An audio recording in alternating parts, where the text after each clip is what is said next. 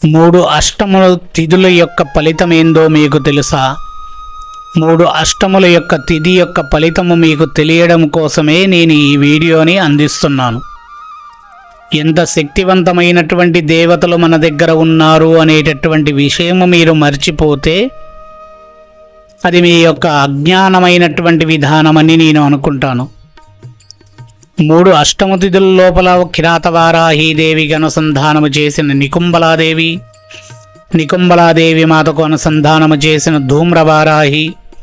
ధూమ్రవారాహీదేవికి అనుసంధానము చేసిన స్వప్నవారాహీదేవికి అనుసంధానము చేసిన శూలిని దుర్గాదేవి. ఈ దేవతల యొక్క అనుసంధానం ఏందో చూసారా? 3 అష్టములతో ఉండేటటువంటి విజయ యాత్రని మనకు అందించింది.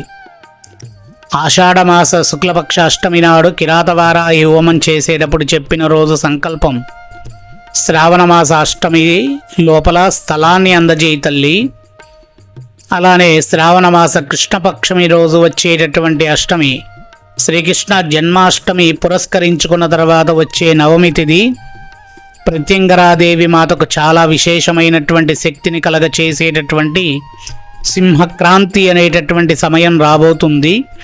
ఆ సమయం గడిచిన తర్వాత 9 గంటలు పురస్కరించుకున్నాక, అనగా 9 గంటలు గడిచిన తర్వాత వచ్చేటటువంటి శంకుస్థాపనకి నేను శంకుస్థాపన చెయ్యాలి అని చెప్పి కిరాతవారాహీదేవి, నికుంబల, ధూమ్రవారాహి, స్వప్నవారాహీదేవి మాతలకు చెప్తే ఇంత విశేషమైనటువంటి విజయయాత్ర 3 అష్టములు పురస్కరించుకునే లోపల అందజేశారు.